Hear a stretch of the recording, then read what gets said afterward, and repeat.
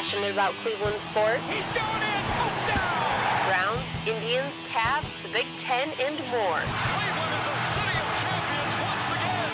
Andy and Jarid, Cleveland and beyond. Swinging it line! To deep right! Here are your hosts, Andy Billman and Jarid Watson. Hello and welcome, everyone. Andy and Jarid, Cleveland and beyond. What's going on? I'm Jarid Watson. He's Andy Billman. I almost forgot who I was for a second there, Andy. And we Cleveland Browns. Ran into some really interesting news before we started this podcast today. Big headline for the Cleveland Browns right now is they are interested in interviewing the one and only Ms. Condoleezza Rice for their head coaching job.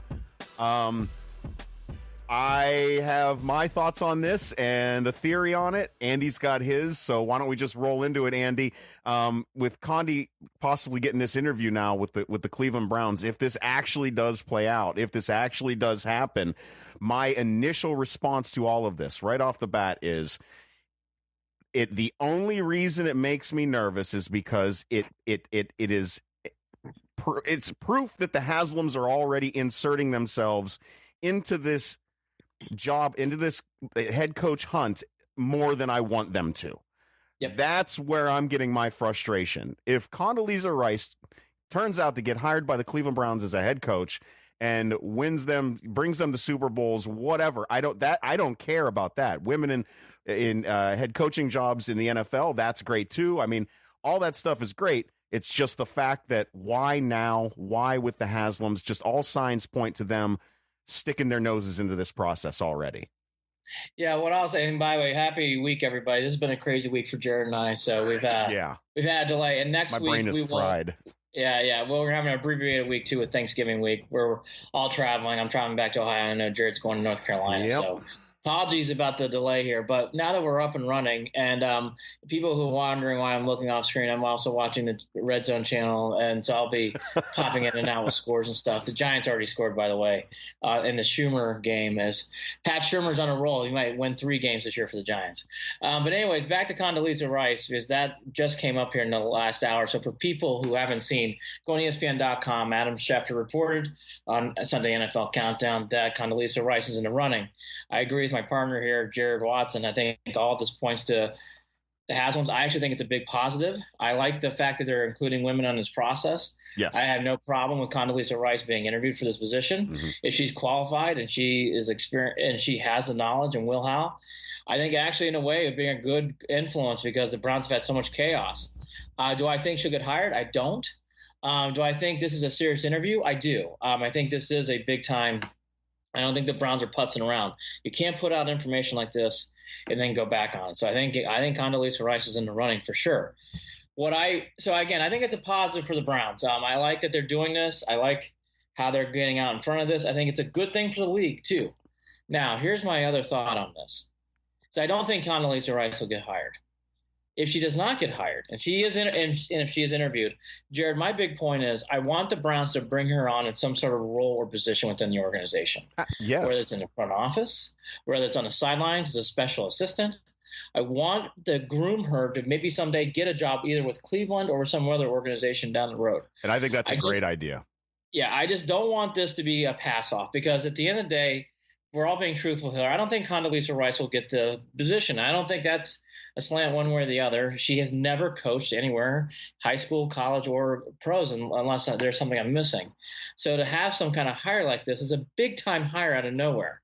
It's basically, it's a big-time risk. But she's very sound. She's very smart. So there's a lot that goes into it, too, that makes a lot of sense here for me. I just hope the Browns take this moment and then when they interview her and think about not just is she the head coach for 2019, how do we implement her for the long run to her be successful in the Cleveland Browns? That's what I want to see here. That's what I'm hoping here. I think it's a big mistake and a grave error if they interview her, they don't hire her, and that's the end of it. That is a grave error, and I won't say any more than that because we've got to see how this plays out. It's silly how it's played out to this point. It all would have never even came up if it weren't for a Tony Grossi question to John Dorsey at the podium. Was it last week? Is where this Wednesday seems to have snowballed into. It's amazing. I was going to come out here today and be like, boy, it's been a quiet week. The Browns really haven't had much, and the Browns can never be quiet. This is one of the more noisiest organizations, and this is good noise to me. But they make so much noise during bye weeks. It's amazing. So I thought the Browns would be able to get out with a whimper, but it's the Cleveland Browns. They have to make some sort of tambourine cowbell noise as we go in. So we'll have to wait and see on this. I guess the big thing here, I think this is serious. And I do think they'll bring her in, Jared. I don't think you can release this information and not bring her in. And again, my big thing is to watch next. I don't think she's going to get hired, and then I don't think that's anything against her. She doesn't have any experience. If she does get hired, great, and let's see what happens. But if she doesn't, how do you implement her in the future to get a head coaching role? Or how do you make her successful? I just don't want this to be a one-off. I don't want her not to get the job and then she kind of goes back to her business. I don't think that's a good thing for anyone. No, it's not. It would be kind of obnoxious at this point to make this sort of announcement and then for nothing to happen. Although I will also say though, this does it feels the kind of light that it shines on it. It just feels Johnny Manziel-ish. It doesn't feel like maybe they are taking it as seriously as they should, but I don't know. It's just a strange time for the announcement. It's a strange. Here's what I will say. Not to interrupt you, but it feels like a PR plug right now, and that's why I stated I hope this is more than just a one-off interview. Because if so, I think it's a bad look, and I think it's bad. Hey, did you ever see the movie Wildcats? It's been done. Yeah, it's been done. I mean, remember Goldie Hawn? Yeah, I remember Goldie Hawn well. I just want the Browns to have some. I guess what I'm saying here, and I have no idea, obviously, I want to see some sort of plan with this. And they might have one. I mean, that's my point, right? They might. We're talking about John Dorsey here. He's not going to. But he may have been handed this torch, and now he's got to carry it. Well, I'll say this to your point. So that's the Condoleezza Rice take. I mean, I don't know if there's much more to say right now. We got to see how this plays out. That's the initial play of this. To the other point you kind of alluded to at the top, the Haslams are going to be. I'm not surprised by this. I think the Haslams are going to be a big part of this. I just do. I'm kind of with them. I just don't think they're going to go away. I never really bought into these storylines that Dorsey's going to have full control over this from day one. I think there's a lot of influence on what's going to happen with this job. Now, I think Dorsey's going to have the hammer, and what I mean by that is he's going to have a lot more gabbling power in this room. But for people to think that people won't be able to weigh in, that just does not seem to be the way. It doesn't mean it won't be a good hire, but to your point, and it is a concern, though, the Haslams are going to be, I think, heavily involved. I just don't think it's going to go the other way, to be honest with you. Well, that can't do anything but worry me. Like, there's no other feeling that I can get from that, which kind of stinks because in my mind it takes away it gives me a bias in relation to an announcement like this. You know, like I don't know how I should feel about it because I know how I feel about the Haslams being involved in it. All I'll say again is there's one thing to be involved and there's one thing to dictate and be a dictatorship.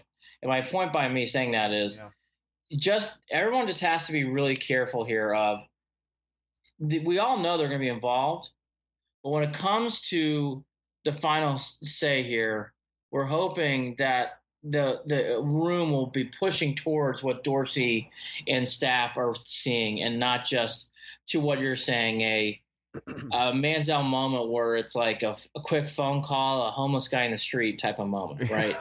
And by the way, that's what happened here. I mean, we're joking. Yeah, no. That's what happened in the past, and that cannot fly here. But I think for people to think that this is not going to have any Haslam influence, I think is wrong. They're going to be involved with this, and to your point, the timing of this on a Sunday is strange. It feels like a PR play. It just does. I don't know how else to say it. It's like the Browns can't stand not to be quiet during a bye week. It's all the way I can say it. The timing of it is, I guess it is what it is. But so the news came out. That aside with the PR ploy, Condoleezza Rice, it looks like she's going to be getting an interview. And the main topic I was going to lead off with today is the Browns and Dorsey's press conference from earlier in the week. And, now we can allude to that. Obviously, the big quote that everybody took out of this, which seems to be somewhat true now, he's keeping all doors and possibilities open. So, which is how it should be. Which is how it should be, and really the Browns should be looking at any possibilities. I will just allude to this because of the Condoleezza Rice news. If people think they have an inside track of who this next head coach is, well, sign me up to your website or blog because I have no idea. I don't even know. There are people that think that John Dorsey has a list of names that he's got in his pocket, and I'm wondering if that his list probably adjusts. I think he does. I actually think he does. I think that is true. I think he is very good at withholding that information, which I think is fine, by the way. Mm-hmm. I don't think he's going to, well, he really can't right now, especially since he said he's going to give Greg Williams an interview. You can't really, why would he want to reveal much after that? And let's talk about that Greg Williams gets an interview issue. If he snowballs these wins into over the next couple of weeks, it's going to be hard to push him and Freddie out. Well, I think here's the thing about all this, and we alluded to it. I think the two big games for this staff, Kitchens included, is the Bengals and Texans games right out of the bye week. They're two teams that are playing for the playoffs. By the way, the Hugh Jackson effect is in full go in Baltimore. Ravens up 7-0 early. So clearly the Hugh Jackson's bringing a whole bunch of momentum into the Bengals, which I'll get to in my second. Listen, if there's anything he knows how to do, it's run an offense. Oh my gosh, he's wielding knowledge. Just ask him how to run an offense, and he'll tell you, but without revealing any details. Yes. I can't believe I'm doing this. I'm so sick and tired of hearing about goddamn Hugh Jackson and this hire and this BS of before the game. Hugh Jackson's running around talking to players. Shut up! He's a terrible coach. God, awful.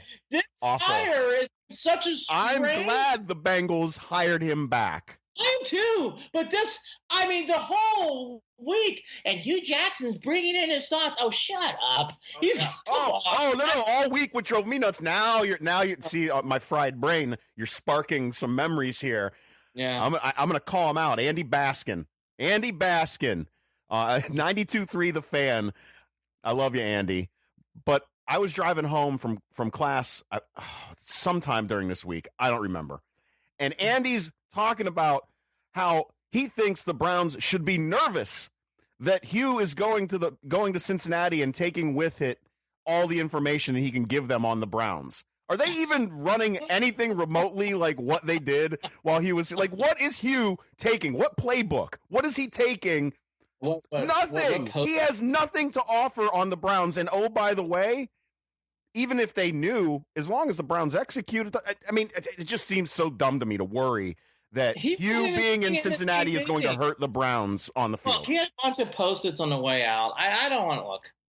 I don't want to pick on Hugh Jackson anymore if I can. But that I will say look, I do agree with you about that. There's some advantage. I'm not naive. There's some advantage. Minuscule. Not to the effect of deciding the game. Come on. No. That's ridiculous. Look, I'm just tired of this Hugh Jackson parade. He's done a great job. He is the biggest PR ploy for a coach who's terrible I've ever seen. I'm done. I'm exhausted. He might end up getting that team. I just have had it with him. That'd be good. Just hire him. It would be awesome. It would be so good. I don't want to pick on the guy. All right. Anyways, and by the way, for my pick segment, I needed that laugh. I know. I did take the Bengals this week because Lamar Jackson's starting quarterback for the Ravens, and I love the Bengals in this game. And of course, it's already blown up in my face. But go on. Just typical how that can work. But anyways, the whole thing with Dorsey here, I think people need to realize from this announcement, or not announcement, from this breaking news source thing, whatever it happened today with Schefter. The Browns are trying to gauge how this is going to go. You can't gauge it. So I don't want to hear people go I have the inside track or I have knowledge. I'd be very careful to post any stories on this head coaching hire for a while. I think it's a real wild card shootout thing of what's going to happen. And back to Greg Williams and that staff, those two games to me are everything, Jared. If you win those two games, I think it changes everything. I even think if you go 2-2 down the stretch after that, meaning you only get a total of 7 wins. I don't know if it matters. Because winning those 2 games would mean a lot. If you split those 2 games, I think you're still in shape, but it's not as good as solidified. You're going to have to do some magical things down the stretch. If you lose both, I think everything changes. I really think those 2 games play a role because they're 2 road games, 2 teams that are battling for playoff spots, a lot on the line for both games against your opponent. I think it will tell a lot about where the staff's going from here on. Well, let me ask you this then. That would kind of turn the tables and including in a little bit of the, who holds the power. If that were to happen, because would it be possible for Greg Williams or for Freddie Kitchens or both to go somewhere else, even if the Browns wanted them to stay here? I mean, is there a job that Freddie would take outside of Cleveland where it just is more appealing for him? Same thing with Greg. That if they can get those wins, there's other teams that need head coaches too. Do they want to stay? I think that's very fair. I think they're so different. I think Freddie Kitchens is so young into his career. He'll find something. Greg Williams is at an interesting crossroads point here because of his age. He's probably going to get another defensive coordinator spot. I don't know about a head coach though. So his best chance might be with this run with the Browns. I think this is it. I think this is the last salvo for him being a head coach. I hate saying that about someone, but just being honest, from reading the landscape of the NFL, I think that's where we're at with him. I think he can get a defensive coordinator gig if this doesn't work out for the Browns. I don't think that's a problem. But and same with Kitchens. I think Kitchens get an offensive coordinator gig somewhere. I really do. Cincinnati needs a defensive coordinator, don't they? Yeah, they do. Oh God, can you imagine? Geez, talk about I could not imagine. But anyways, I think to what we're alluding to here, there's a lot to be played out in this head coaching thing. Again, the Condoleezza Rice thing, I think, is what is to come. I think you're going to hear a lot of different things. I just hope it doesn't take over the season, but I think it will. I hope I'm wrong because I was not thinking this until this announcement happened, by the way. Or this non-announcement. No, again, Andy, I'd like to see her come in as something in the front office, something or something like an assistant to the general manager.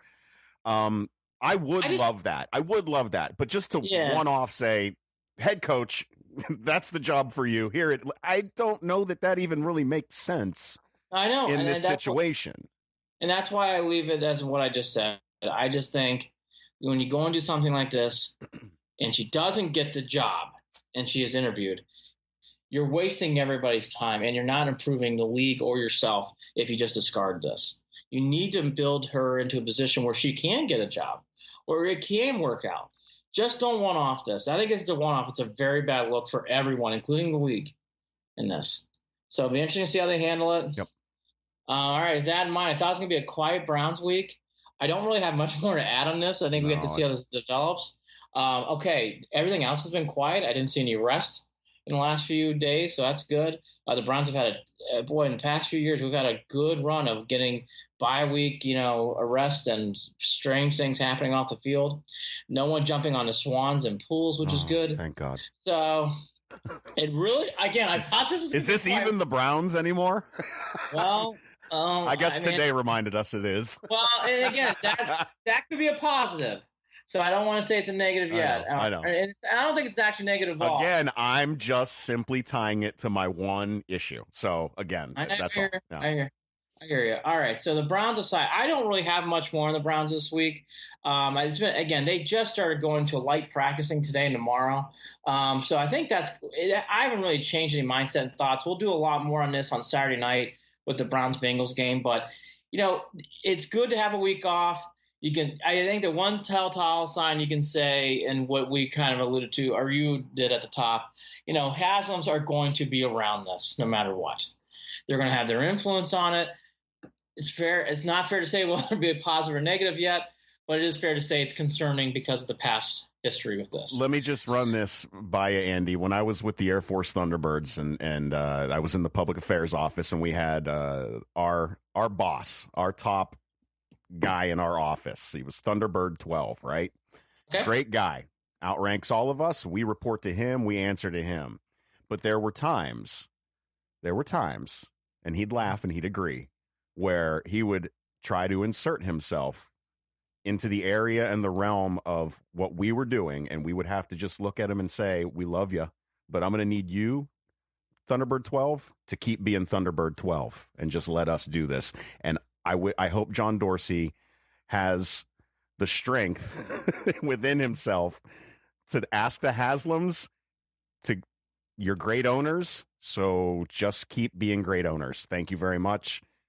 Let me make this football decision. Time will tell.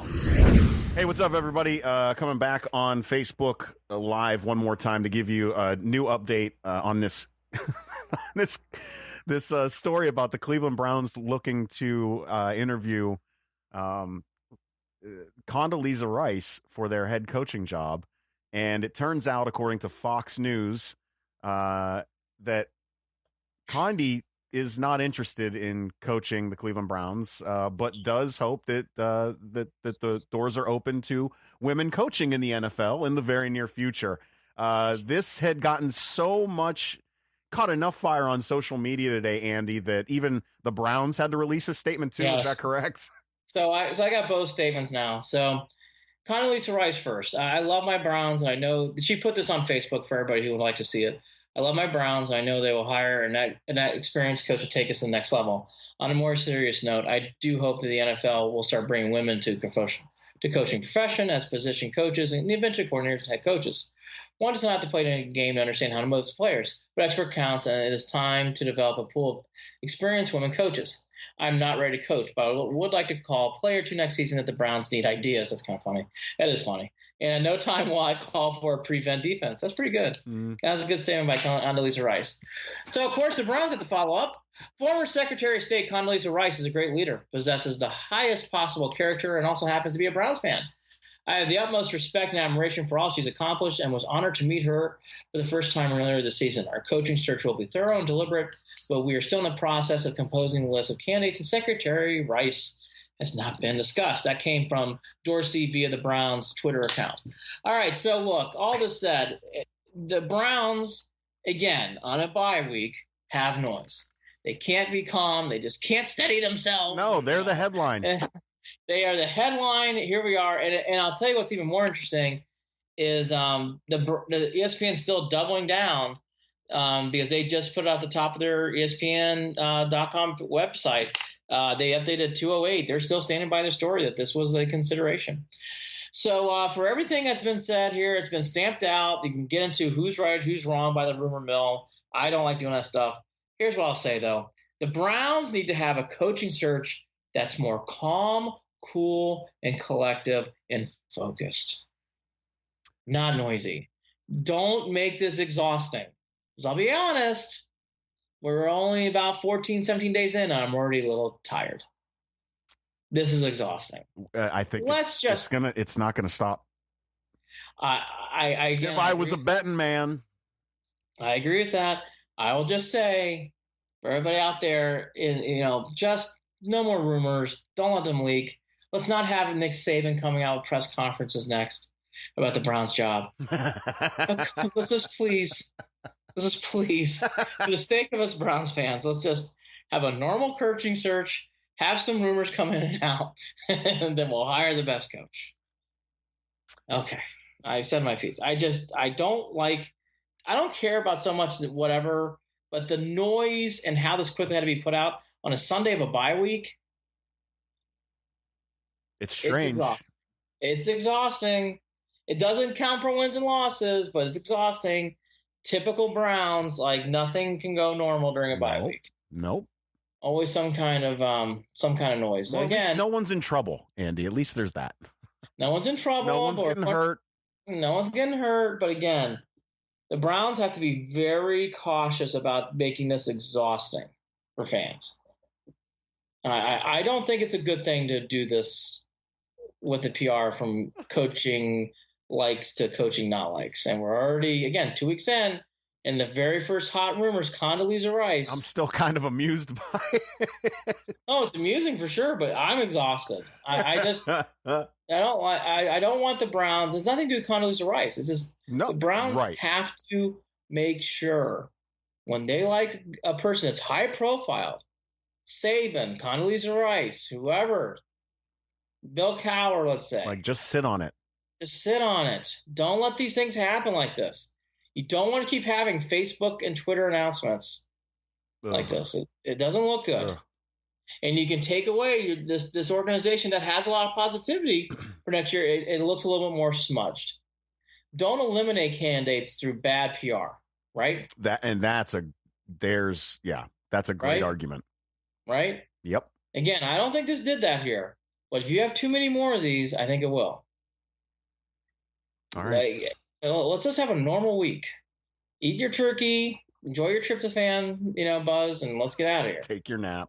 Take your nap, and let's just have a normal coaching search, please. Please. For me, okay? For us Browns fans. Nothing's ever normal. No.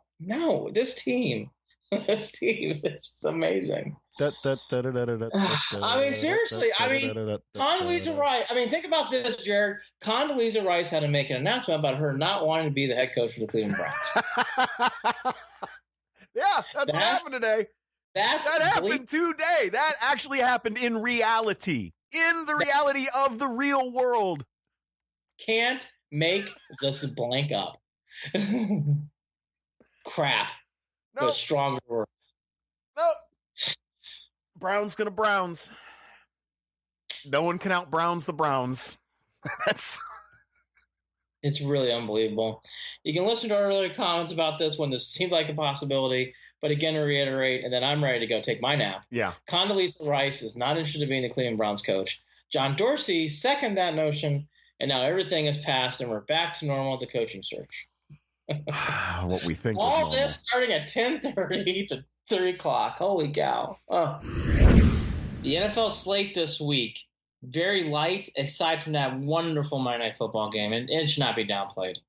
You rarely get two 9-1 clubs playing this late in the year where both teams only have one loss, and it's a great Monday Night Football game. Chiefs and Rams deserve all the hype in the world. It's a great game. If you're a sports fan, you have to watch this game. It's just you don't get a lot of these games, and you need to really sit and enjoy it. The offenses are wonderful. I think it's a good thing they're not allowing the Mexico City field to be a part of this.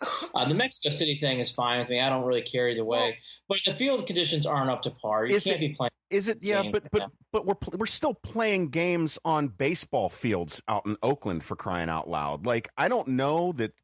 Was that really the reason for this decision? Yeah, the field was really bad. The images online were jaw-dropping bad. Okay. I mean, this was bad. The field was not up to snuff. In fact, there were concerns the week before. I guess they had concerts and they had some other events at Azteca Stadium. Gotcha. And the field was bad. It was all. I realized that they had other events.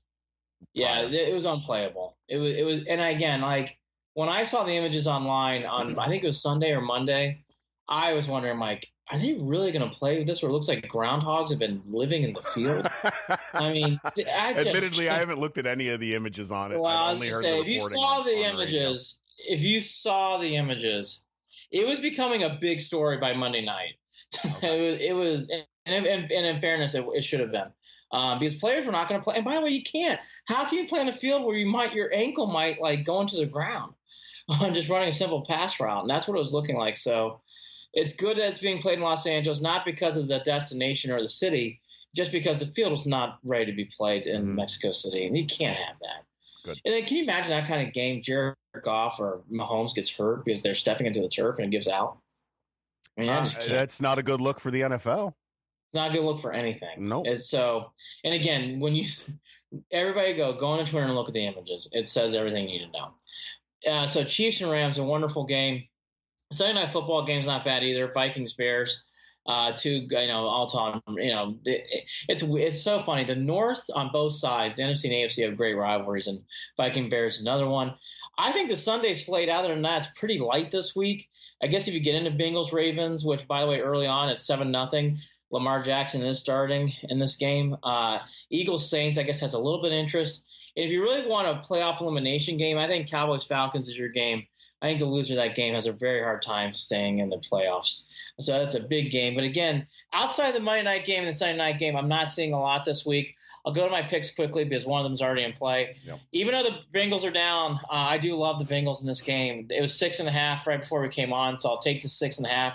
The Bengals are on the road. I think even with Lamar Jackson, I know he had a nice first drive. I just don't see him passing the Ravens to victory here today. So I see the Bengals coming back and winning.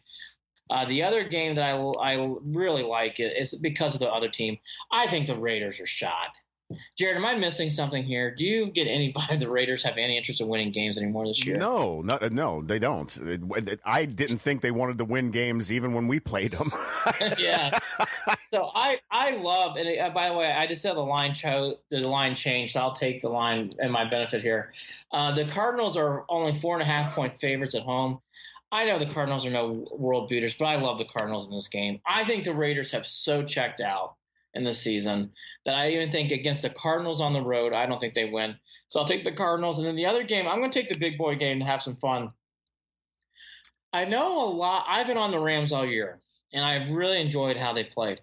I will say their defense as the years gone on has been more of a concern. I know the Chiefs are not world beaters on defense either, but in watching both teams, I think the Rams have really shown some concerns on that side of the ball. I like Andy Reid in this spot. I'm going to take the Chiefs in the 3 points here.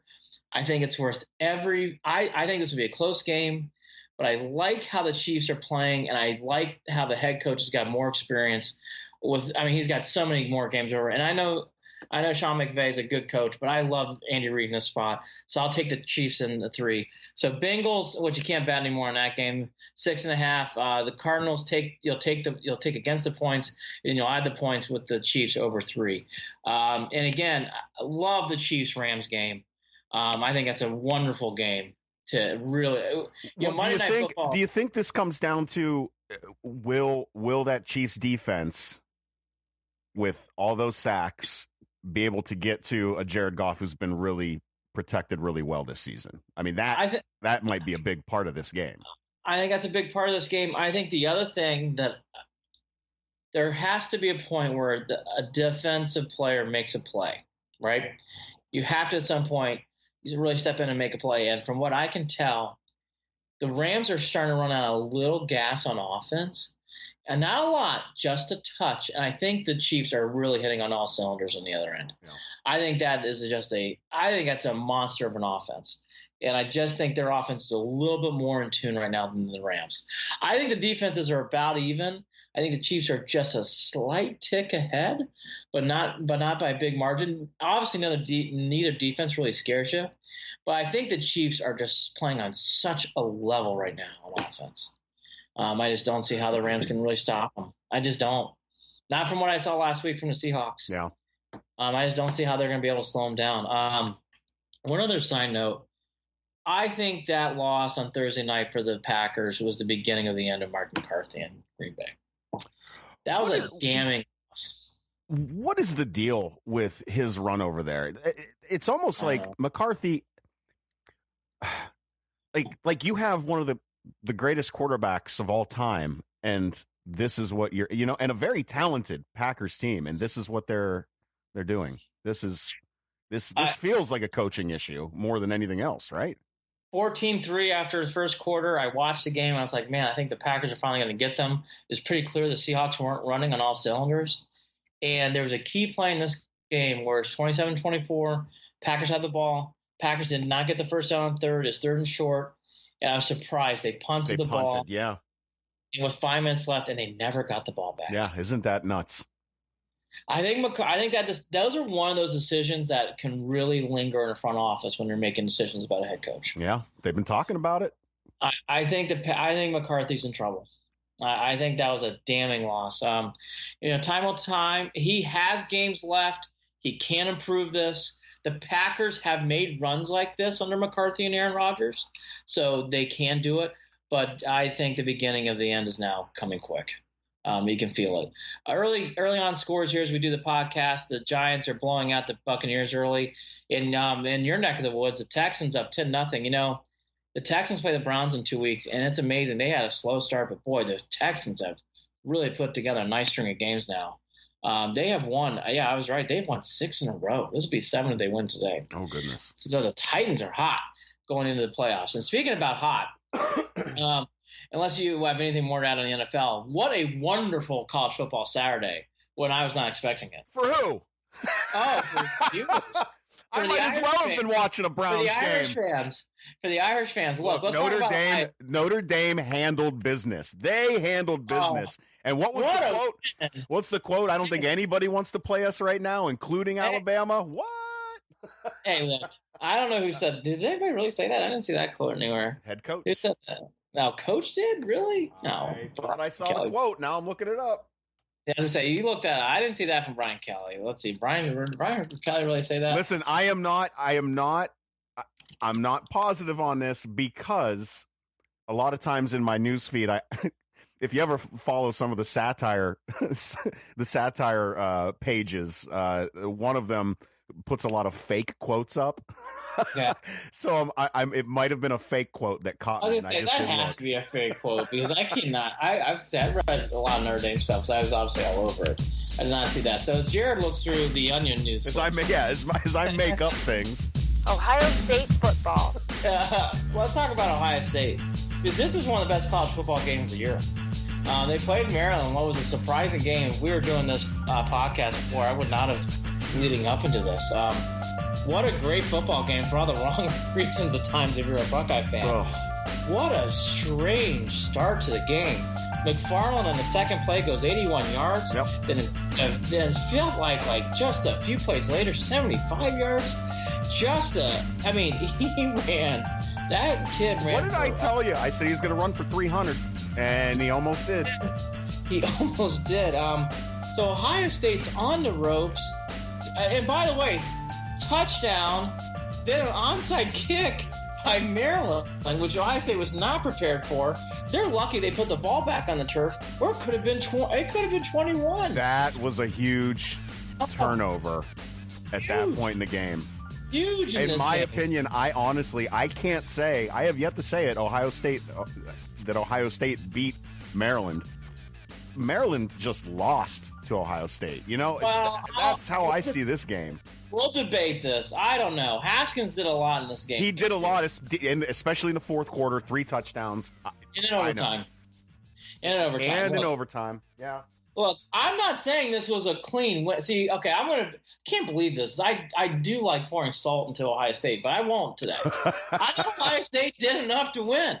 It wasn't pretty. Okay, look, so McFarland ran all over you. Okay, Ohio State, all that positivity on the Spartan game, that went out the door. I mean, defense looked terrible. Running at times, it looked like they were running around with the Terrapins, and that says a lot. Meaning, I thought the Terrapins were that much faster than Ohio State in the field. And this is Ohio State.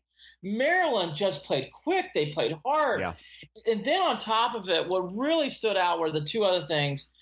I guess we'll get to this first. Urban Meyer is a TV drama ISO on the sidelines now. I can't stand seeing him act like that. It drives me nuts. What are you doing? By the way, can we say something I don't like to say on a podcast, but I'm going to point out, as I saw it, a lot of crotch grabbing by Coach Meyer in the game. Really? I mean, what's the point? It's like, wow, we got like baseball syndrome. Where it's like, all right, baseball players do like to grab the crotch during the game. Boy, Meyer, a lot of it during the game. He was it was a nervous twitch. It's a strange nervous twitch, and I don't know that I'm going to go back and watch the replays. Well, because he was on TV so but much. Now I'm going to have to pay attention to it. One guy I was texting with, who's an Ohio State fan, he goes, so I go, yeah, so is anybody ready to point out that the guy's having like a nervous twitch around his crotch area? I mean, he kept going and going. It was ridiculous. What is with that acting like that on the sidelines throughout the entire game? Is that right? See, I don't think that was acting at all. Well, no, I know it's not, but I know he's invested in these players and in this team, and in his. I just don't know how that helps. I don't know. This is where I don't agree. I think Urban Meyer's really coaching because how much he knows this season's been okay.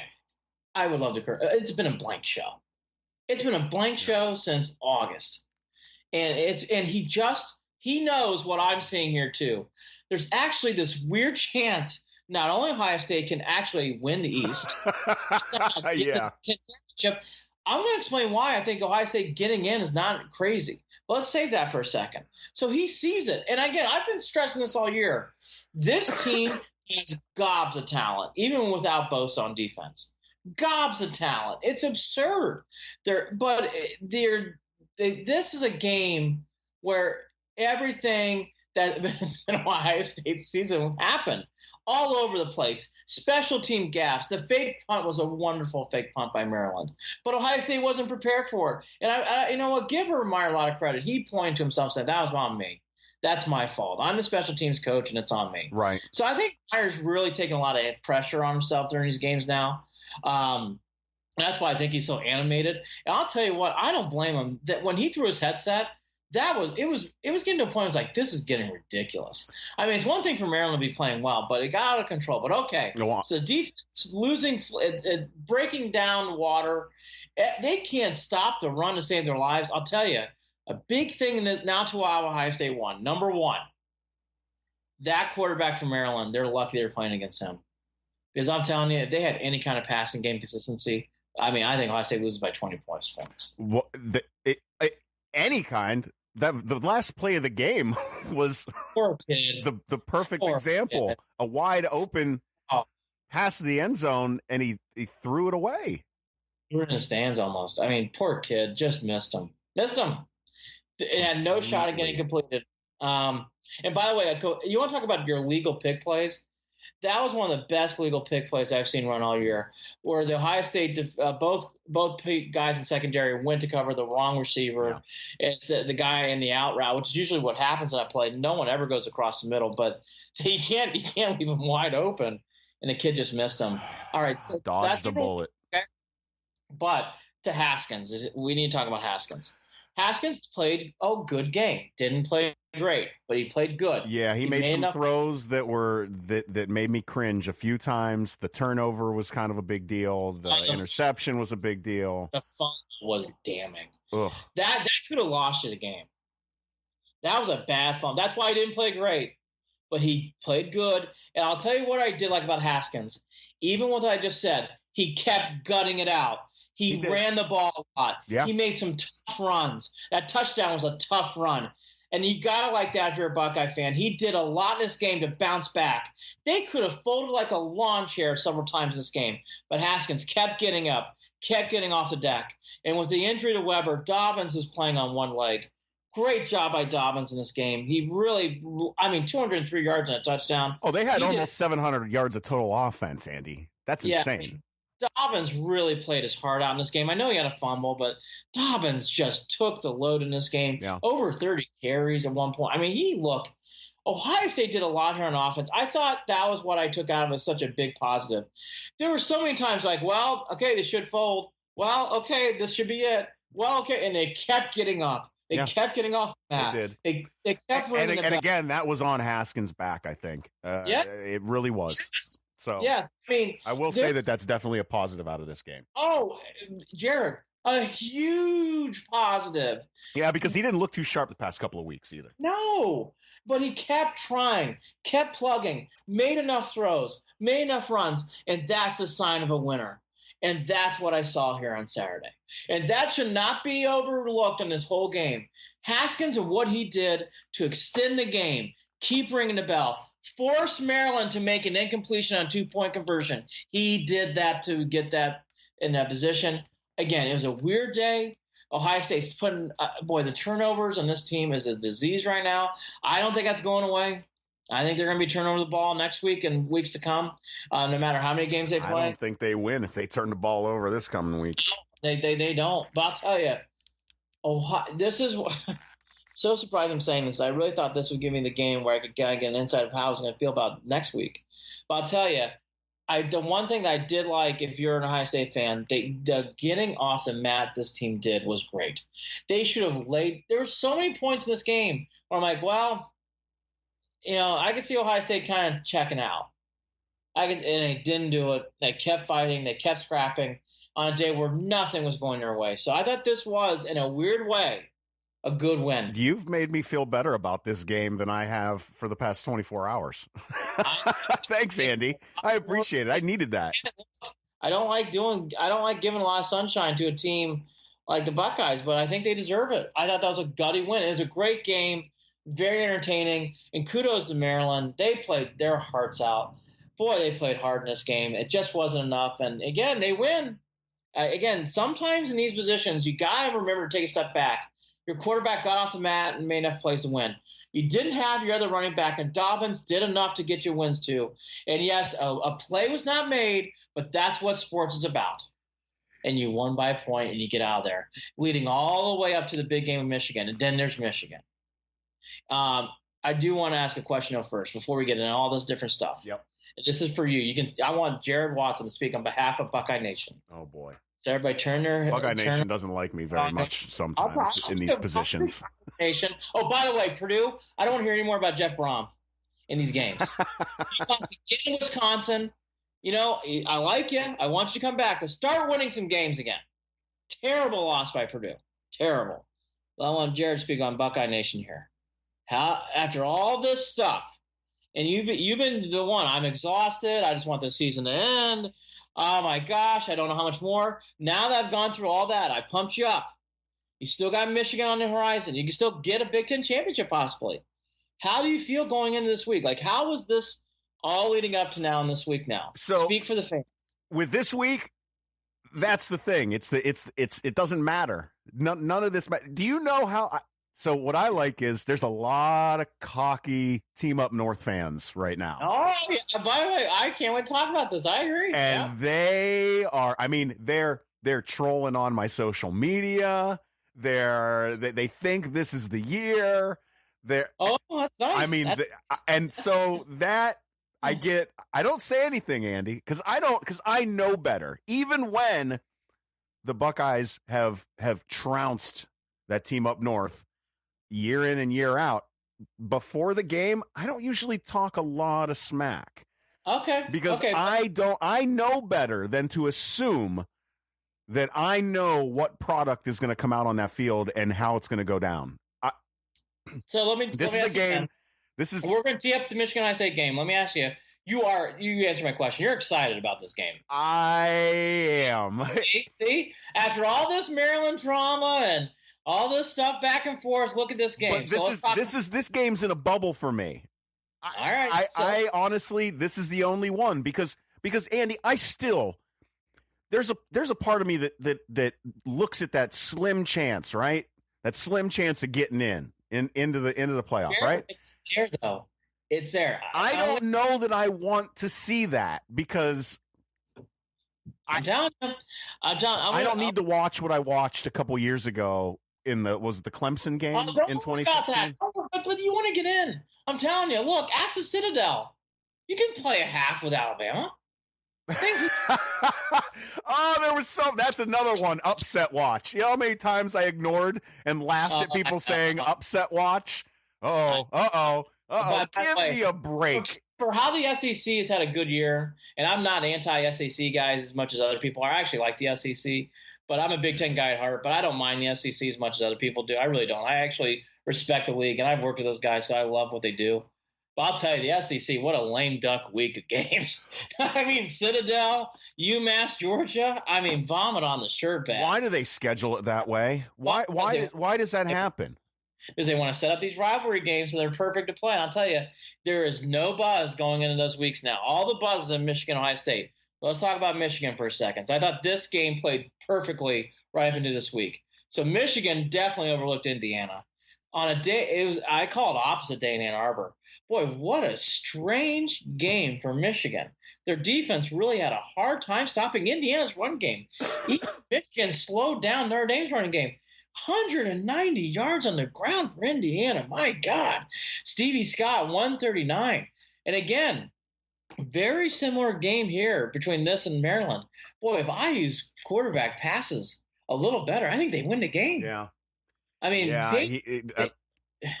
Peyton Ramsey couldn't make a throw. And I'll say this, though. Michigan's defensive line put pressure on Ramsey a lot during this game. So it wasn't like, I mean, in the case of Maryland, I saw the Maryland quarterback Smith throws where I thought pressure was average or so-so. In the Michigan game, boy, Michigan was getting to the Indiana quarterback. With that said, though, he couldn't make throws. I thought that was a big difference in this game. The other thing that really stands out to me, if I'm a Michigan fan, I'm worried. 6 field goals? 6 field goals in this game. Gotta score touchdowns next week, boys. 6 field goals ain't going to cut it in Columbus. This is where here's the giddiness. Here's what I think. Andy, we're looking at an Ohio State team that can put up points. They can put up points. And if this turns into a shootout, Ohio State has the edge in this game. If the scores run up, I think Ohio State has the edge. Here's one thing I don't like about Michigan. And I want to get to a question, then we're going to get into the game this week. This is one of the few weeks the NFL takes us a backseat. Do we all agree? This is what college football is all about. I love Turkey Week I know people still think of NFL. I think of Turkey Week as about college football. It's all about the football games. I'll tell you this. Michigan, it stood out to me again when I was watching this game. Outside of Patterson, I don't see any real big playmakers. No. I just don't with Michigan. I think that's the reason why they're not scoring a lot of touchdowns. So I think by the way, I think Patterson's a good quarterback. Since I'm a neutral fan, I can say this. I think Haskins is better. I do. I really do. So let me ask you. You know where I'm going with this. This is gonna be a fun topic. After let's get through Michigan first, though. Okay, ready? Here's my second question. Yep. What was worse, or what was more concerning? And I'm going to answer it first. OSU surviving Maryland, or Michigan looking, I would say, flat, strange on defense, weak on offense, and scoring touchdowns against Indiana. I actually thought Michigan was worse. Yeah, I mean, I really came away from that game going, boy, is this the mighty Michigan that's been built up the last few weeks? I don't know. What we're looking at with the Buckeyes coming down to the end of this season is a team that's going to focus on the fact that they, on the field and off the field, are underdogs and overcoming adversity, right? They're going to focus on, they're going to want to clean up things, obviously, penalties and turnovers. Great. But that whole mentality, that attitude of surprising people, of showing up when you're not supposed to, not a problem next week. Not a problem. I've been talking about this for 2 weeks. This is the biggest game in John Harbaugh's career. Yes, it is. He has to. If you're a Michigan fan listening to this, you better win that game. I don't want to hear about it if you don't win this game. I just laugh because if he doesn't, it's Penn State. I don't give a crap about your win against Indiana. Win this game. This is John Cooper-esque pressure on this team. They haven't won in Columbus since 2000. This team hasn't won since 2011. Longest winning streak right now for the Buckeyes in this series. This reminds me of when I was growing up in Ohio, how much pressure Cooper used to feel in the 90s. And now it's reversed. Big game for Michigan. Biggest game in my lifetime in this series. They have to win this game. I don't want to hear about it from John Harbaugh, good of a coach is. I think he's good. Win this game. Got to win this game. He might not, Andy. This game, I'm telling you, I love the pressure. It's on the Wolverines on their back. It's all the pressure. I think it's on now. I don't. You know, if you're talking trash to Jared Watson, you better watch it. You haven't won in Columbus in almost 20 years, and I don't like Ohio State. I'm a Notre Dame fan, Purdue fan. But I'm telling you, this game has all the build-up, all the juice. If you love, again, even if you're not a fan of any of this and you just listen to us for Cleveland, you have to watch Ohio State, Michigan at noon. Have to. It is one of the best college football games of drama I've seen in a long time in this series. I don't think it has more drama than they did 2 years ago when they were playing for a playoff berth between Urban Meyer. I think this game's got more juice. I do. The storyline was different in that game, wasn't it? There was just it was a completely different feel. It was playing your end. Harbaugh and Meyer, whoever wins is in, right? In this game, by the way, not that similar, but with all the drama that's been happening with Ohio State football this year, And how Michigan, they lose to Notre Dame start off the year, and they've been building back their season to this point to come at this apex. What a wonderful game on Saturday in Columbus at noon. Wonderful game. So let's get into the questions here of what's really going on. I got 4 of them for you. Yep. I'll let you start off on the first one. So who's going to step up? I think the key side of the game here is Michigan offense, OSU defense. Michigan offense, I think it's so-so. 1 week they're in. 1 week they, again, 6 field goals against Indiana. Ugh, vomit. OSU's defense, look, do we need to remind everybody? Minnesota, Purdue, Maryland. I mean, they get gashed at times. So let me ask you, if you just seeing this and seeing what you've been watching all year and you live it, who do you like more? The Michigan offense that at times they look okay to good and at times they wilt away in the red zone, or OSU's defense who, I mean, honestly, Maryland stopped themselves at times last week on Saturday. Who do you like more? And that's my fear. I think it's the same thing. I think that Michigan, if they don't stop themselves, I mean, what is Ohio State's defense going to do? I don't know how they're going to stop, because you can, Andy, they might not be the most complete offense in college football, but clearly you don't have to be to do well against this Ohio State defense. You don't need to bring, all you need to bring is your wheels. Bring your wheels. That's why it's a great question, if I may say so myself, as I wrote it. I think it's a great question. I think this is what it comes down to in this game. I really do. I think, actually, seeing what I've seen all year, I think the slight edge goes to Michigan coming in. Yeah. But I'll tell you, watching Michigan play against Indiana, I would be concerned if they kick a lot of field goals in this game.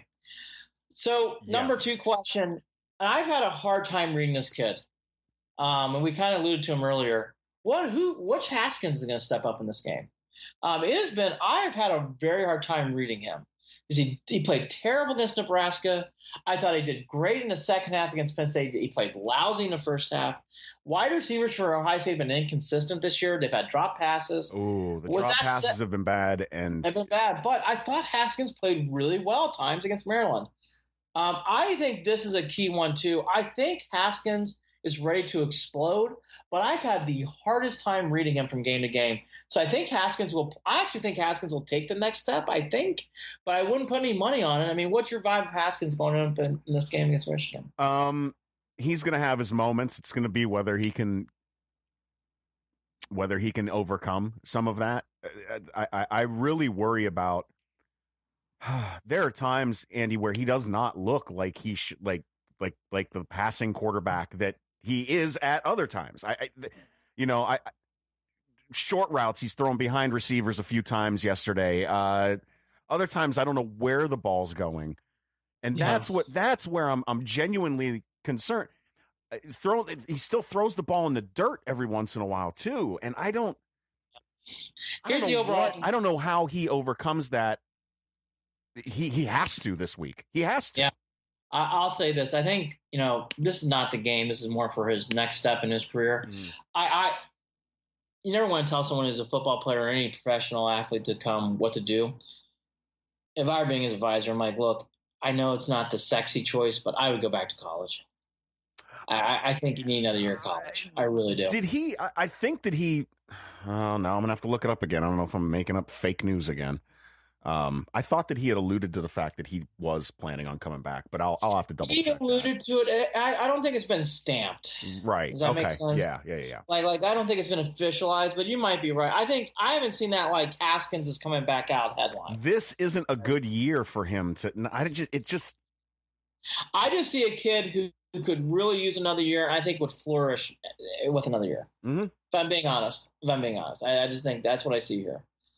So. Special teams is also something that usually plays big in the Ohio State Michigan. There's so many examples over the years. In the late 90s, there was a big punt return where Michigan really turned the game on its head. There's been other examples, too, with block punts and field goals. These two teams have had very up and down moments on both sides of the ball. Michigan's field goal kicker went to a slump. I just alluded to it for how much it didn't score in the end zone. He was 6 for 6. That actually won them the game. Ohio State, the punt game against Michigan State was great. And then last week, Saturday, what happened with Maryland was strange too. I think special teams is big in this game, Jared. I think it plays a major factor of who wins the game. I really do. And I think it's played major factors in all year for both these teams. And a major factor that could go either way. It's a coin flip. And that's, it's the wild card of this game. I agree. I agree. You know where the edge lies on either side of the ball. But with special teams, yeah, this could be what changes the game's course at some point in the game. Yeah. I would really keep your eye on it. I think both these teams have had big special team moments in a positive way and negative. I think it'll be a big part of this game. I think the other thing that really comes down to, which I kind of allude to, is my question 4, and I'll lead it off with this. I am having a hard time pinpointing who on Michigan's offense can take over this game. I think for Ohio State, I see Haskins, I see Dobbins, and I see Weber. I think those 3 could easily take over the game. I don't know who I see for that for Michigan. They don't have anyone like that. I know. They just don't. Right. And I think that's a concern. I think the one guy is Patterson, and Patterson's been doing that more, but I don't know if Patterson can do it enough. So I'll allude to the prediction time, and I'll go first. For everything Ohio State's been through this year, it's been a wind tunnel of emotion. And by the way, they brought it onto themselves with what they did with Zach Smith, which is handled terribly. He's a terrible guy, and it should never happen. But here you are. It's on the field. You got a chance now to beat the team up north. As Jared likes to say, I can call them Michigan. But I'll tell you, I was really thinking one way in this game, and then I watched the Michigan-Indiana game, and I paused. I think the pressure is going to be immense in this game. I think people are downplaying it if you don't think it will. I think Ohio State finds a way to win this game. I think Ohio State has too much talent compared to what I'm seeing from Michigan. I named those 3 players. I think Haskins will play Patterson, and I think they win in a nail-biting game. I think it comes right down the wire. I wouldn't be surprised if Ohio State's up late, and then Michigan tacks on a late touchdown to make it closer.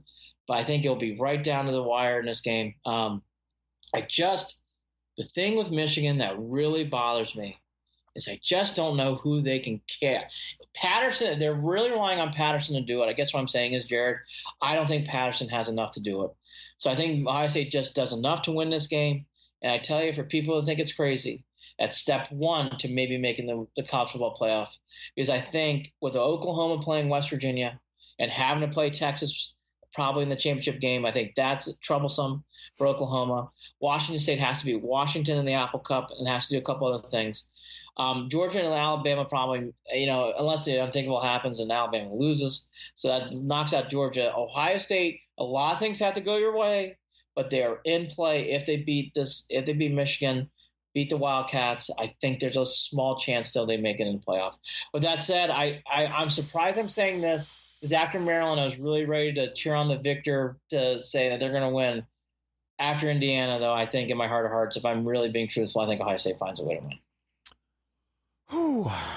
You're making me pick one. I don't usually like to do that with this game. Oh, come on. Come on. I'll pick one. Purdue's going to beat Indiana, by the way. I'll pick that game. Can the Buckeyes defense does Xighigan break out? Does Xighigan have a breakout game running the ball? I don't know. And that might be another differentiator there too. I still think here's why I'm laughing because these games. All right, let me just say it. Buckeyes end up rolling. Buckeyes roll team up north. What do you want? 35-20? Wow, I like that. Here's the only thing I'll say is 42-20. Yep. Here's the one thing too I should have mentioned that I don't like for the other side of it, for the amazing blue people out there who are upset. Ohio State's propensity to put the ball on the carpet is a problem. That cannot happen in Michigan. It can't happen. Let's talk about why that can't happen. Because Ohio State's defense is so bad, you're almost giving 7 points away if you turn the ball over. It's basically a giveaway of 7 points. I know. I think this is a wild game. But again, I here we are. And what's amazing about this, to your prediction to mine, here we are through everything Ohio State's been, the roller coaster of life in Columbus, Ohio. And here they are. They still have a chance to get in the playoffs. They don't ever disappear. Isn't it funny? It's been a wild, wild ride for this game. Anyways, great game. Must watch. What I will say is I think anything is possible this year for Michigan Ohio State. Anything. And I will leave on this note.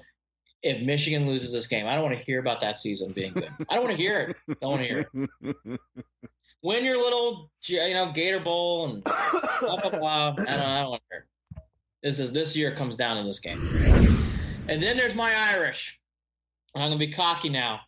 That was the game I've been waiting for in the Kelly area forever. I had a high school buddy at that game, apparently. I was going to go down. I ended up just not being able to do it. Everybody's got the sports money fund. I think I spent all mine for Game 7 Celtics Cavs, and that, by the way, I was worth every dime going to that game. So I did not get to go down. I really wanted to, though. But what a wonderful win for the Irish.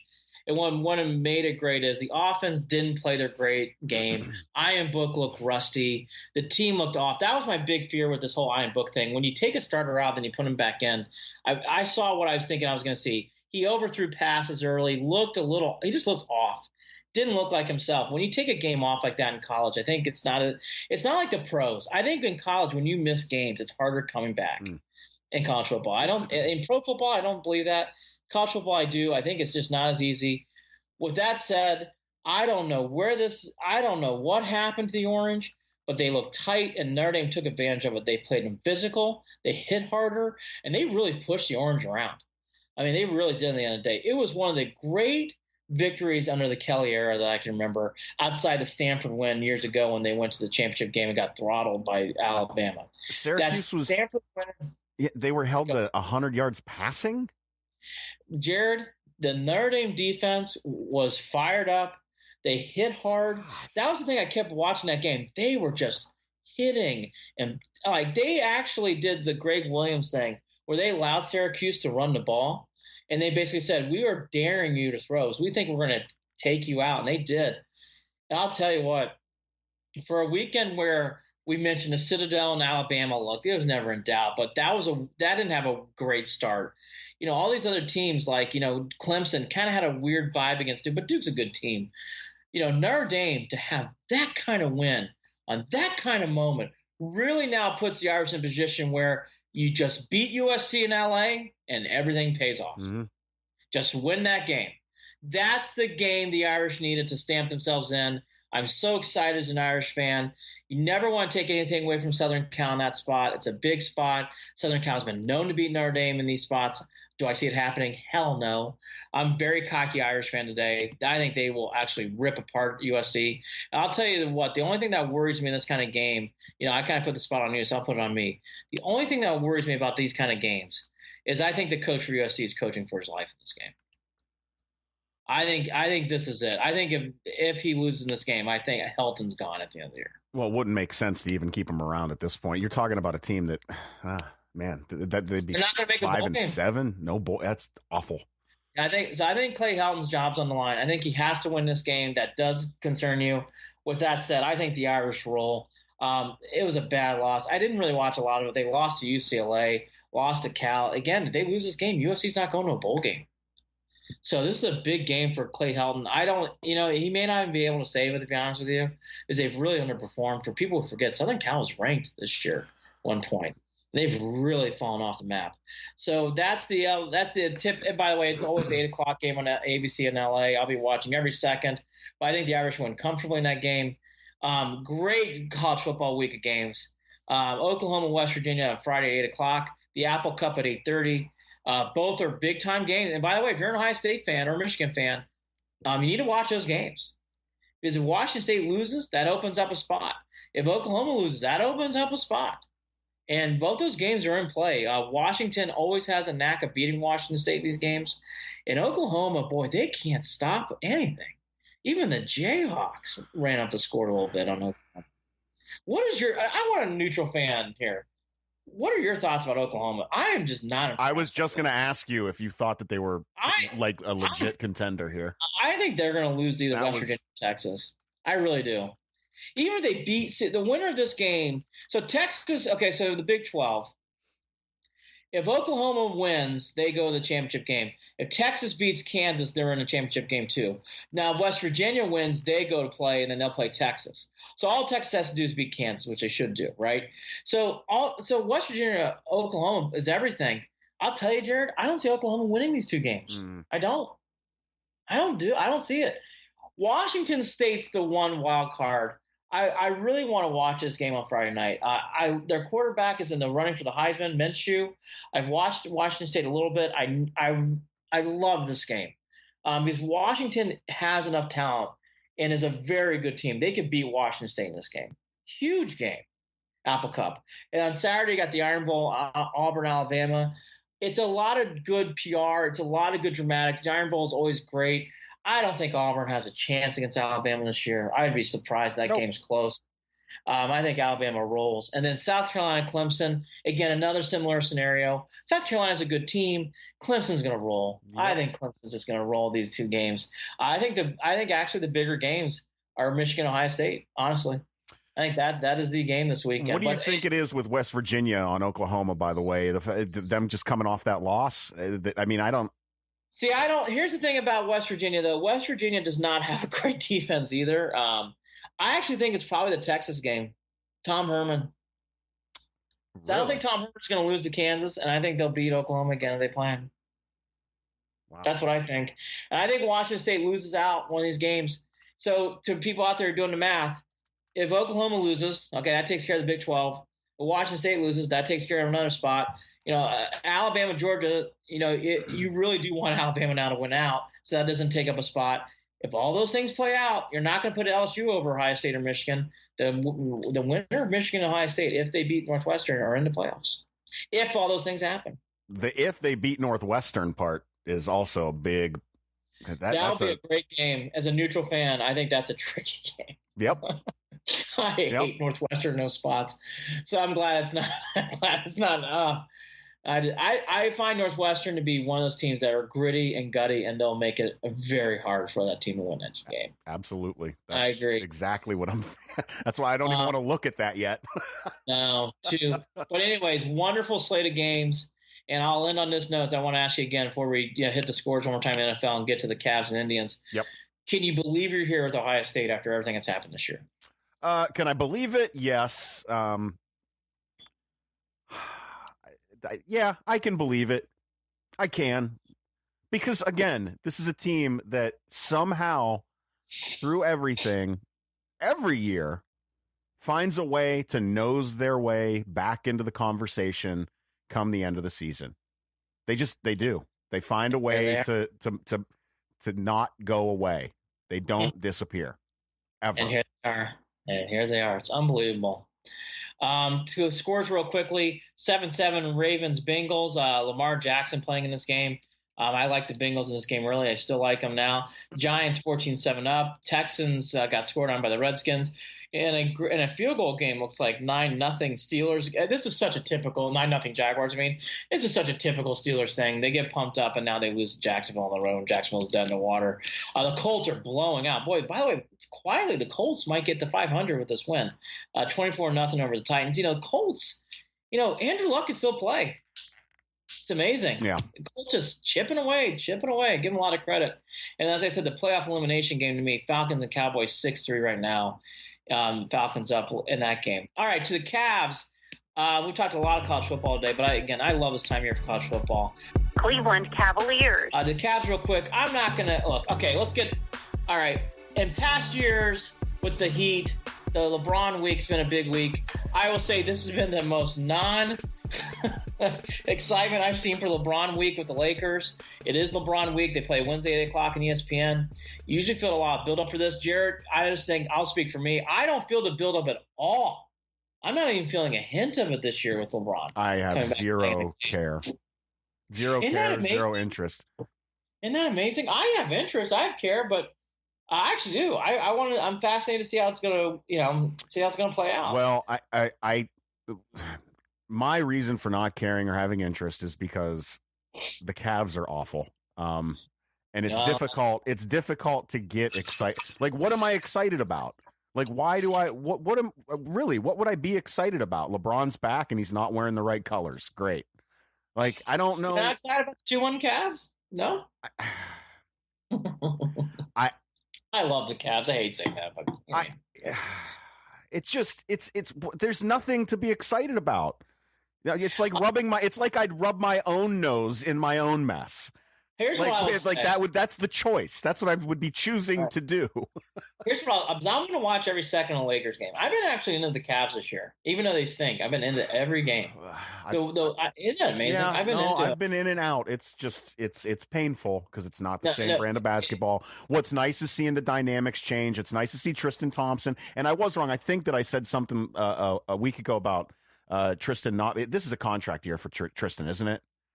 No, I think he's. I'll look that up as we talk. But anyways, go back to your Tristan. I'll look that up as you.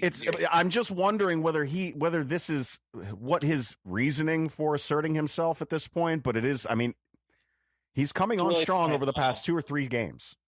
No, I'm proud of Tristan. He's really taken the leadership role in this team. He's done unexpected. I would have never expected that. He's got 2 more years, this year and next. So after next season, he's out. But I'll tell you, Tristan Thompson, kudos. I'm easily becoming a big Tristan Thompson fan. Not that I ever wasn't, but I've been just thrilled by how he's really taking the leadership role in this team. Yep. He's really playing hard every play. And the other guy, Sexton, I was already hearing people saying, Sexton might be a bust. Oh, come on. This kid can play. He's really doing a nice job, Jared, since that Hornets game a couple weeks ago. He's really played well. Again, I'm not naive, and Jared's right. The Cavs aren't very good. But when you see Sexton, it gives you hope. Not a lot of hope, but it gives you hope. Yeah, hope and another lottery pick and I know. And I'm not naive. I think it's because my middle child's into the Cavs, so I've been into the Cavs as well. Yeah. I've been really watching him a lot this year. But I watch him anyways. But I just have been, again, the Wizards games is a microcosm of what Jared's talking about. Down 20 points like that by the middle of the second quarter. Yeah. I mean, just down 20.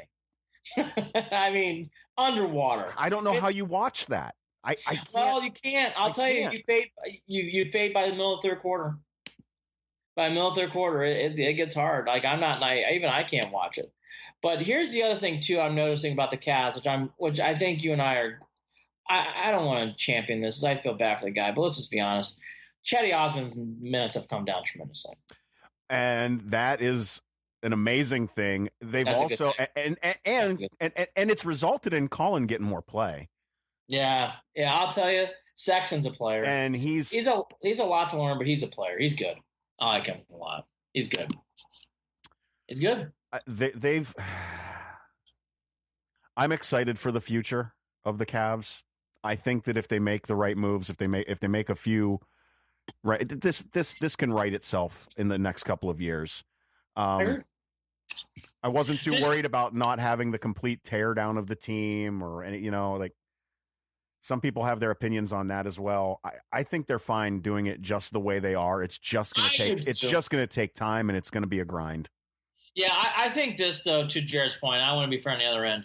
When it is 20 points plus late in the third quarter, even I'm going to turn it off. I didn't watch any of the fourth quarter. You can't. It's impossible. Can't. Nothing to watch. So that's the thing that the Cavs are going to be battling this year. Once you sniff the game is over, it's hard watching. Mm. It's hard watching. And they're going to fight a lot of box score watchers. And what I mean by that is people who just check out the box score once in a while and see what's going on during the game. And that is not a good thing. And the Cavs are definitely going to be battling that as the season goes on. No question. I'm one of those guys. And by the way, I think it's fair to say that. It's a bummer. When your team stinks, and it's basketball and a football and a baseball thing too. Baseball the same way. I mean, again, I call it box score watching, and the Cavs have probably already become that to most, and that's not a good thing. But anyways, that said, I wanted to give some positives. I know sometimes it's easy to focus on the negatives with the Cavs. I did like the Tristan Thompson thing, and Sexton's playing well. I really think that. One this week against the Hornets, they got drilled by the Wizards. It really was never a game. Yeah. Cleveland Indians. And then to the Indians, real quickly, they did make one move. Eric Gonzalez got traded. I want to start there. It's been a weird year for Eric Gonzalez because I thought he played really well in 17, Jared, and he really took a step backwards. I kind of alluded to it a couple times in the podcast. not just with his bat. I thought his bat actually went up a little bit, but his glove was terrible this year at times. Eric Gonzalez had a lot of problems in the field, which was surprising. So I was surprised from this year from last year to this year. It is surprising how Eric Gonzalez has really, I guess, fallen off because they traded him to the Pirates. It's surprising. I thought he was going to be one of the up-and-coming players for the Indians, and obviously not now. He's going to Pittsburgh. I guess, I don't know. That's the thing with any prospect that you seem to run into on a regular basis, right? That they just don't pan out. And the Indians have been pretty good at developing players. Well, that's my point. That's why I was surprised about Gonzalez. I was surprised about this. He just didn't work. And by the way, I'll be fair to the Indians. He didn't play well the second half of this year. Yeah. He didn't at all. That's why he's left off the roster. He didn't play well. Well, I mean, that's what you got to do. I mean, what do you want? You got to. No, that's true. It's just surprising. Like I said, I don't want to do a whole Eric Gonzalez 10-minute rip here, but it's just surprising to me. I really liked when he was playing the year before. I thought he really showed some signs of him breaking out going into 18. And just never materialized for Eric Gonzalez. So he goes on to Pittsburgh. I would not be surprised if he went on to have a nice career. He might. The Indians have been they've been comfortable with letting loose their prospects over the past couple of years, especially because of the position they sit in the Central, where they know they're chasing a pennant every year. Yeah, and I think that could happen with Gonzalez too. Not familiar with Thomas or Mendoza. They're the other two players who went from Cleveland to Pittsburgh. I'm not familiar with either one, so I won't try to break it down. I hate people that do that. I have no idea who Thomas and Mendoza are, so I'm not going to pretend here to say I know. And the same is true for the players who are coming to Cleveland. Jordan Leplo and Max Moroff. Hey, get your jerseys now. They're both young kids. That's all you need to know for this. Leplo's the outfielder.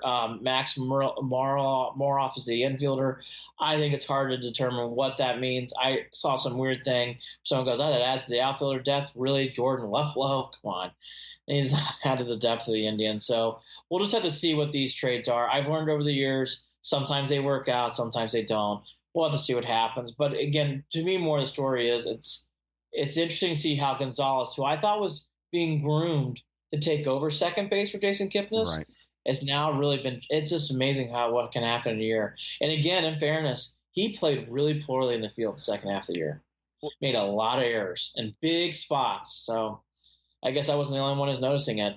The only thing with the Indians, too, there's all these rumors about Bryce Harper. There's a lot going on. Machado, Steinbrenner talked about him this week, about him maybe coming to New York. The thing that's been interesting for the Indians, outside of this Gonzalez trade, even that, very, very quiet in Cleveland. No, but do they make a move to do something with the outfield? Something with Well, Jordan Leplo can't be the only guy. I mean, that's what I mean, we're looking at. Martine's another one. You can't be relying on him too much. Do you go out and go after? Do you go after a McCutcheon? See, here's the thing that's big to me. In his career? Here's what I want to know: how is Bradley Zimmer doing? That's the question to me. Yeah, because he's everything. They've held on to him. I said this back in October. It's a big year for Bradley Zimmer. Huge. And I like that kid, but he cannot miss 100-plus games again. No. Cannot happen. I think that's your outfield question. What is Bradley Zimmer going to produce this year? Because I think if he is similar with the last 2 years, he's injured, he struggles at the plate, I think, Jared, it's going to be a big outfield problem the whole year. I do, unless you make a big trade. But that's why I don't know that it would be smart for them to go into the season doing that. I mean, yeah, you wait till the trade deadline. I can't state this enough, and I don't think it's going to happen, so I'm dreaming. I would do it whatever it takes to try to get Michael Brantley back here. And they're not going to do that. He's gone, I think. But I mean, is he though? Is he going to get match? I mean, is he going to get? I think the Yankees are going to be all over that guy. Why wouldn't they? Why wouldn't they? That makes sense. He'd be a perfect Yankee. He's a good fit. Yeah. He'd be a perfect. They need left-handed hit. Yeah, it's just such a shame. I hate to even say. I know, and the thing is too, good fit for that team. He's such a good fit for that team. I think the Yankees are going to be all over him. In case people missed it too, CC Sabathia coming back to the Yankees for a 1-year deal. Found that to be interesting too. But all's quiet right now, unless you're getting Luplow and Moroff excited about what they got for the Pirates trade. But again, I thought it was very curious what happened to Eric Gonzalez this year. To wrap up, as we get here to the end, I see that the Texans just missed a field goal. The bigger, or is that an extra point? I think that's an extra point. The bigger things here that I know, and I love this time of year for college basketball. Great start for Ohio State and great start for the Big Ten. Iowa with big wins. Michigan winning by 30 points at Villanova. What a great win. Indiana looks good. I watched a Marquette game. Boy, Indiana looks really good. And my Boilermakers look good early on. Great start for Big Ten basketball. They're winning a lot of big non-conference games, Jared. Yeah, Buckeyes are actually up right now 24-10 against South Carolina State. So great win for them, by the way. They won at Creighton. These aren't little wins. Good wins for these teams. I'm telling you, the Big Ten early on really flexing their muscles early. Really, and again, I know people don't get as excited about this. They do college football. I'm totally getting into that. But, boy, if you really want something to pass the time and think positively about the Big Ten, watch this basketball league. It is going to be great this year. Really will be. And I'll tell you, I hate to admit it, Indiana and Michigan are really good. Really good. I might have to watch, Andy. I'm telling you. Big Ten, the Big Ten, it's early. You got to give these tournaments to play out. They have the Maui Classic this week. They have other tournaments to play out. I haven't even mentioned Michigan State yet. And I'm telling you, Purdue, Iowa, Indiana, Michigan, Ohio State. These teams are all good. All good. And they're winning big-time games already. For Ohio State to win at Creighton, great win. Well, Michigan drumming Villanova, that's a great win on the road. Let's see how Ohio State looks against Syracuse at the end of the month. Syracuse just lost both their games in that New York City Classic. Lost both. I didn't even realize that. So the orange looked. I'll tell you the other. So I watch a lot of college basketball. For people out there who are like, hey, some things to watch. Bobby Hurley at UConn. UConn's going to be much better than they are again. And I'll tell you, Syracuse, it's early. They don't look like they're ready for that ranking that they have. They're ranked 16th, or I believe it's 16th. Yeah, 15th. 15th, boy, way too high. Way too high. They're not in that kind of spot yet. But UConn, Hurley, boy, they're going to be tough. UConn's probably back. And then the other story I've seen early, big wins for the Big Ten early on in these tournaments. They look good. It's good to see. Big Ten's going to be very competitive this year. And I didn't think it's going to be anything different, but that was that. All right, real fast to get through the NFLs. And again, for people who listen, we'll be back on during second quarter halftime around the SC Notre Dame game. We'll break down everything in Michigan, Ohio State, get ready for Browns, Bengals, and then we'll be happy to break down, as we like to say, Jared's obviously getting very excited about the LeBron game. We'll be happy to break that down and hopefully see the Cavs coming with a victory here. Boy, one of the least buzzworthy games. I just want to leave it in the rear view, Andy. I know, I hear you. The only thing that really stands out is, again, boy, the Ravens up 13-7 halftime. Thank God for that 6.5 in my prediction. That half might be huge here. And the Texans up big. And, again, the other one, too, is the Colts. Colts, if they win this game, they're going to be 500. It's amazing. The Colts have quietly chiseled away back. I guess we talked about Condoleezza Rice. We talked about everything else. Everybody have a great Thanksgiving week. But again, for everything we talked about in this podcast, and it's usually Browns focus, whatever, what an amazing game between Ohio State and Maryland. And to see what's going on in Michigan, what a big week for Ohio State and Michigan. Huge week, Jared.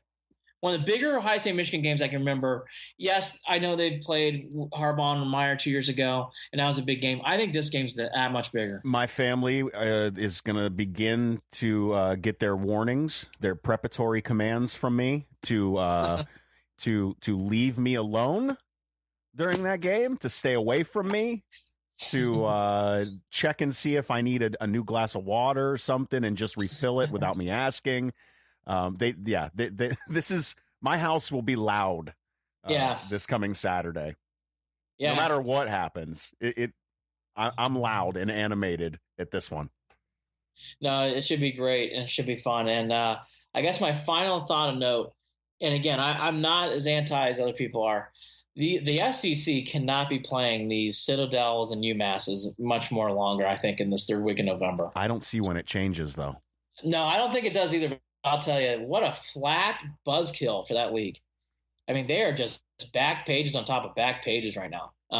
Yeah. And it is what it is. I mean, at the end of the day, all they care is about championships. And by the way, that is the most important. But, boy, these Citadel, Alabama, UMass, Georgia, these games are tough. I'm being truthful. Isn't it much more entertaining to see Indiana play Michigan and Ohio State play Maryland in these spots? I think so. That's my final thought. Yeah, you're going to get their best. I just thought both those games played out so well, and I kind of went off earlier, and I do like him, and he's a good coach for Purdue. But boy, Jeff Brom, what a terrible loss! Up 14 in the fourth quarter, can't put away Wisconsin. As a Purdue fan, that was the most frustrating loss this year. It was even worse than Eastern Michigan. Yeah. And it's amazing for all of the good things Purdue's done and everything. I don't want to take too much time on this, but I do want to end on Purdue. Jeff Brom's a good coach, and I hope he comes back.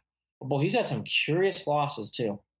Losing to Minnesota the way he did, losing to Eastern Michigan at home, and that loss, boy, 13 in a row to Wisconsin. God, terrible losses. And I know there's a lot of rumors about him going to Louisville, and that would hurt Purdue. But I will say, Brom, with all the positives, a lot of curious losses too.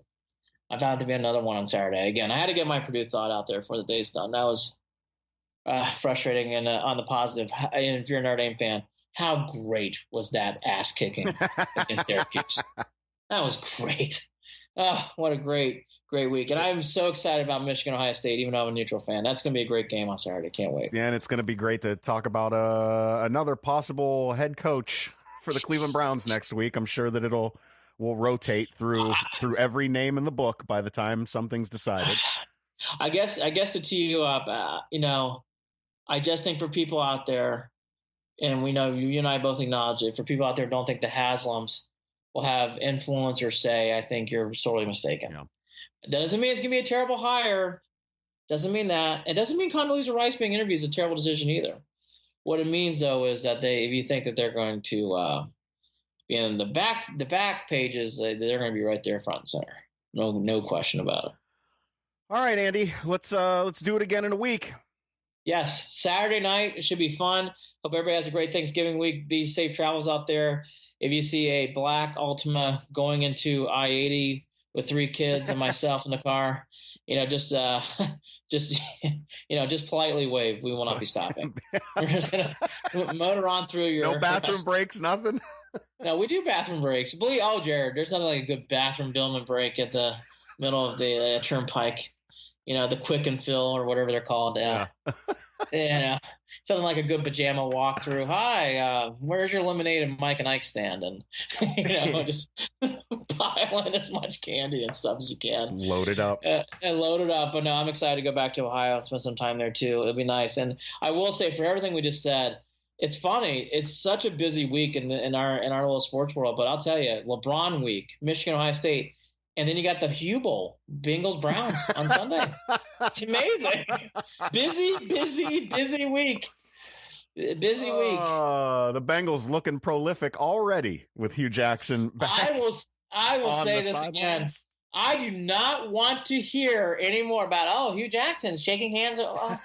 Is it really that big a deal? He's going to Cincinnati. We lost our brains. Amazing. That guy's gotten more press over. We knew it was going to happen. We knew that it's a bad move by. I mean, in my opinion, it's a bad move by Cincinnati. I don't think it's a good move. They're not. Whatever. Let him just. He's there. He fits there. Let him stay. That's what I feel. I'm not saying it's bad, but he's okay. All right. Yeah, great. That's Have nice. fun. Thanks. That's not. I mean, enjoy. I mean, sure. I mean, he's good at analyzing press conferences from what we've been told. So, yeah. Yeah. All right. I mean, seriously. I mean, he can break down a good press conference, By the way, real quickly, too, I'll end on this note. Seeing all these games early on, it is going to be interesting. It's not a Cleveland thing or a Ohio thing or a college football thing. The Cowboys end up losing this game. It's going to be interesting to see how much longer Jared's going to have that job in Dallas. 6-3 right now early. It'll be interesting. I can't see him lasting much longer. Let me ask you this. I'm just going to laugh at all these Dallas Cowboys fans that. Well, that's true. Is there any? By the way, is there any go chance through this misery? Can I ask you a question? Is there a chance he gets a sniff in Cleveland? I hope not. No, not a chance. I don't think so either, but you got to wonder. Oh. I don't think so at all. No. I know that just damper today, but just noticing. I think he's going to be on the street soon too. Big field goal kick here for the Cowboys. Anyways, happy Thanksgiving to everybody. I'll let you wrap it up here, but it's a fun week of sports. I love Thanksgiving Day week in sports. And by the way, too, in the background, here's the last question. Do you have any interest in this? I know, I said this the third time. Any interest in this Tiger Phil thing on pay-per-view? No, I haven't even watched any of the press conferences. I haven't seen anything. They have press conferences? I thought Tiger just was talking about Phil the other day and something popped up. I think it's Good Morning America, or maybe that's coming up. I don't know. Maybe that's what it was. I thought he said something about Phil, but I didn't get the quote. But I just no, I don't know. It's contrived in a way I'm just not really. I'm surprised. I'm not into it at all either. I'm just not into it. It feels just like a strange, self-serving exhibition, weird thing. I don't know. Like, hey, if they're playing at the Memorial on Wednesday in Columbus, Ohio, I'd go down and see it. Yeah. But they're not. So I don't know. I'm not going to pay for it. No. Who would pay for that? I think you know what? That's the question. We'll find out. It's either it's gonna make a ton of money or it's not gonna make any money. I don't know. A lot of dollars invested into it. I just did. How much is it? You know, let's take a look real quick. We can never end this podcast in time. Let's see. Podcasts are over when we say they're over, or they're not. That's true too. Or they're not. Let's see, Phil. It looks like, God, you know what? How bad are the Tampa Bay Buccaneers? They're going to lose the Giants. Oh my gosh! The Giants just scored. They did a team family photo. They're off a touchdown. $20. $20. How much it costs? That's not even a good. You know how you price things to get people to buy them by making it feel like it's a big thing. I'm looking at $20 and thinking, if they're not pricing it for me to want to pay for it, I guess. Well, that's a whole other issue. That's a whole other conversation about marketing and pricing. How about this too? Tiger Woods. I've been in Phil's head for 20 years now. That's what it was. That's the quote I was looking for. Yeah. The match is what they're calling it. The match. Huh. Interesting. So it'll be on, let's see, the 23rd. Is that Wednesday night? Let's see. 23rd, Friday. Boy, Friday night they're putting this on, huh? 3 o'clock. Okay. Excuse me. 3 o'clock on a Friday. Boy, that'll be interesting to see on Black Friday, 3 o'clock. I'll say numbers underperform here. That's my final prediction going into this. What do you think? I think they underperform. I don't think there's a chance in hell that they overperform or even perform to expectations. 3 o'clock, that's a rough time start. I would think that'd be at night or something. Yeah. Like they put the lights on. Remember how they used to do that?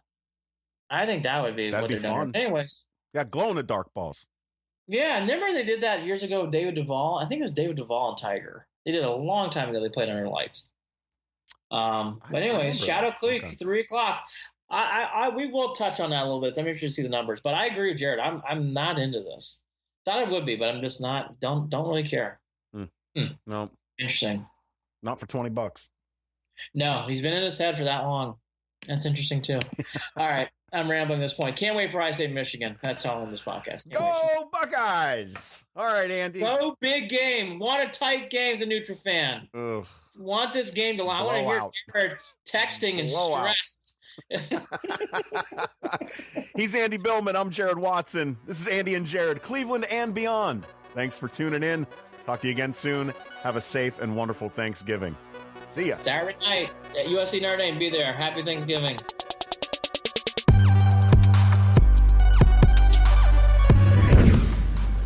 Hey, don't forget to follow Andy and Jared, Cleveland and Beyond on Facebook at facebook.com/Cleveland and Beyond, and on Twitter at CLE and Beyond. That's at CLE and Beyond on Twitter. You can also shoot us an email, andyandjared@gmail.com. Looking forward to hearing your comments. Take care, everybody.